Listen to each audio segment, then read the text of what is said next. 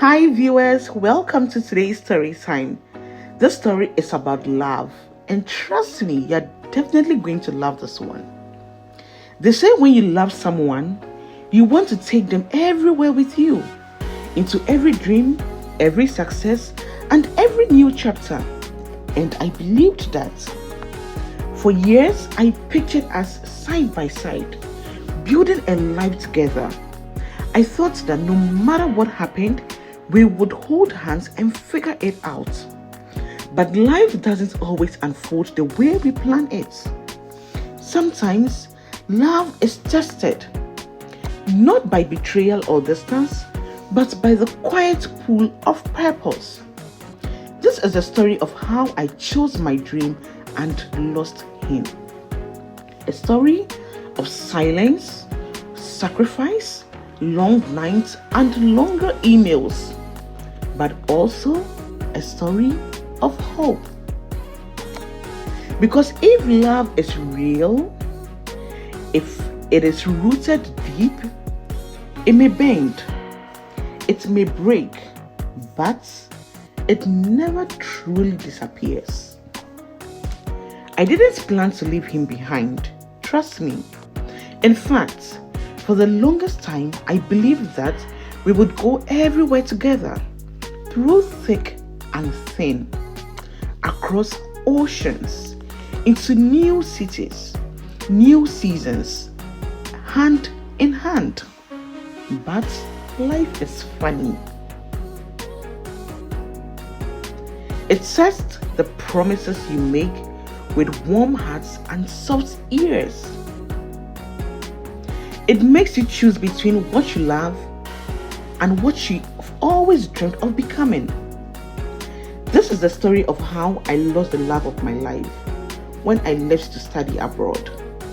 How we broke apart piece by piece, and how despite the time, the pain, the silence, love still found us. His name was David. We met at a mobile money stand on a hot Wednesday afternoon in Accra. I was standing behind him, frustrated because the queue wasn't moving and he was confused, trying to send money to the wrong number. I muttered under my breath, "Hey, how can you not know your own number?" I giggled. He turned around, raised an eyebrow, and said, but at least I'm not shouting like I own the place." We both laughed. That moment, that unexpected, small, and silly moment became the start of something new we didn't see coming. David and I started talking more after that. First, it was occasional texts.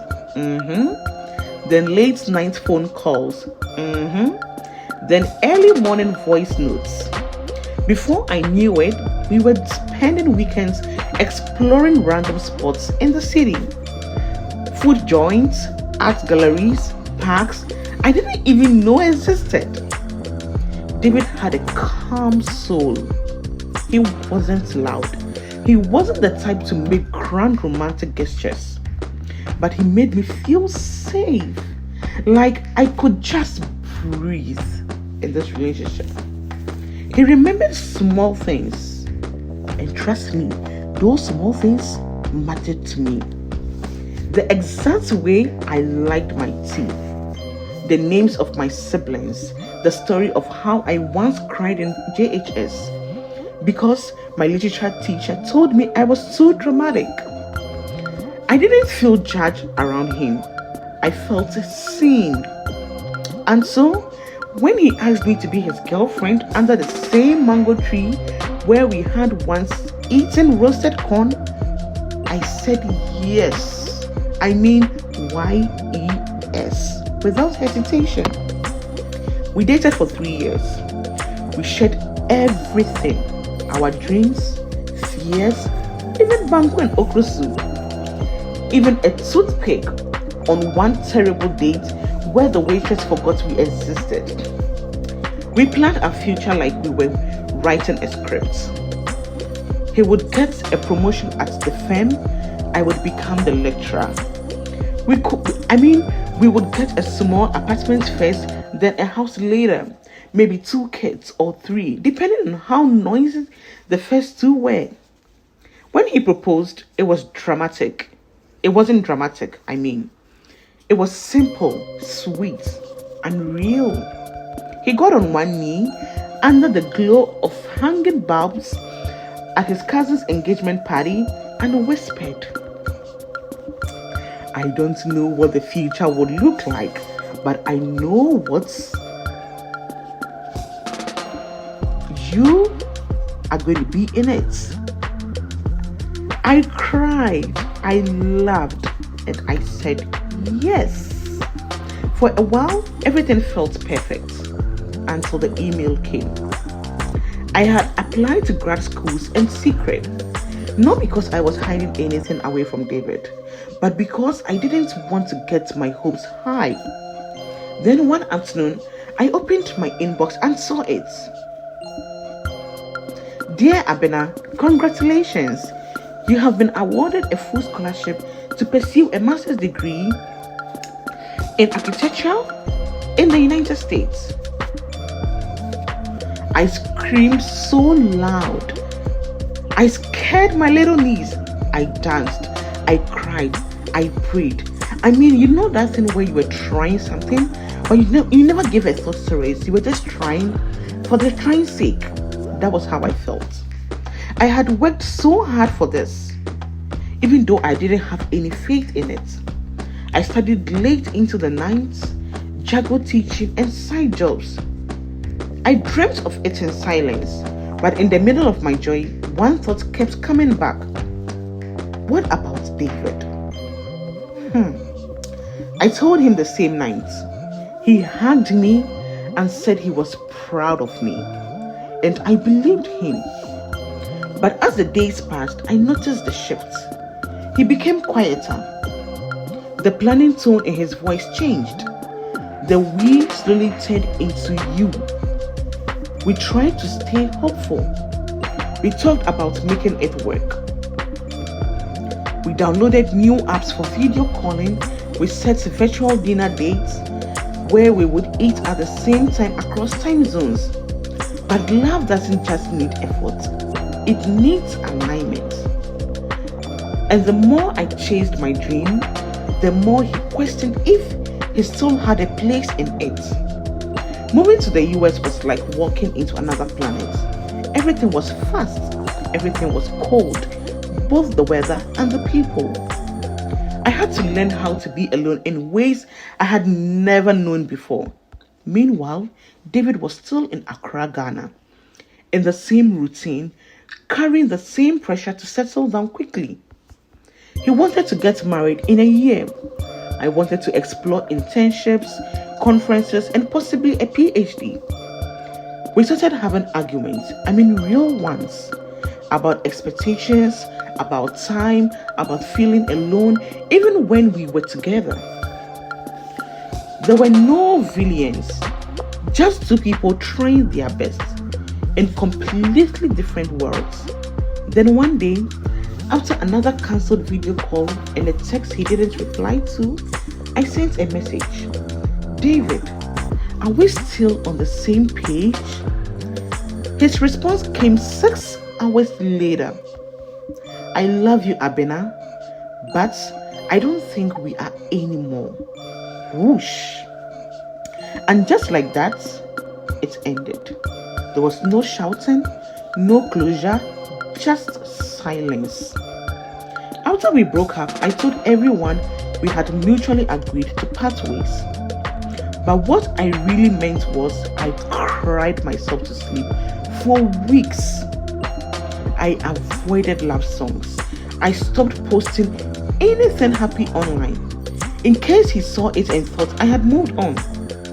I tried dating again, half-heartedly, but every conversation felt like I was forcing myself to forget someone who wasn't even trying to forget me. Yet, life didn't pause. I graduated. I gave a presentation at a conference and received a standing ovation. I even got an award for a paper I wrote. I poured my heart and soul into it. And still, when I lay in bed at night, I wondered, did I choose ambition or did I lose love? One Sunday afternoon, just as I was about to close my laptop, I saw it. A mail from David. And the subject was proud of you. The email said, Abena, I saw your name in the news. I watched the clip. You looked happy and I am proud of you. I just wanted to say that. That was it. No expectations, no agenda, just love. Quiet distance, but still alive. We didn't talk again for a month. Then I replied. We started slowly. We started texting, we started sharing voice notes, sharing memes again. The little things we used to do. Then, during a midnight call, I said, I never stopped loving you. You know? He paused, then he said, me too. I just didn't know how to keep loving you from a distance. We made a plan this time, a real one. No assumptions, no unspoken dreams. We decided to meet again. Not to pick up where we left, but to start afresh. When I flew back to Ghana, he met me at the airport with a nervous eyes and shaky hands. We hugged. No words were needed. We just knew it. And our love story began again on a fresh start. Sometimes love breaks, not because it's weak, but because timing and life pull you in different directions. But for the love that's rooted in truth, in deep friendship, in knowing each other's flaws and still choosing, that love doesn't disappear. It waits, it heals, and when it's ready, it comes back. So, if you've ever lost a love while chasing a dream, don't give up. Don't give up. Don't give up. If it's meant to be, it will find its way back to you. Not the same way, but stronger, wiser, and even more beautiful than before. And that's how I went back to my David, and our love story blossomed until we eventually got married. Thanks for watching, viewers. I hope you enjoyed the story. Tell me in the comment section what you enjoyed most about the story, and don't forget to subscribe, to like, and to share. See you in the next one. Bye.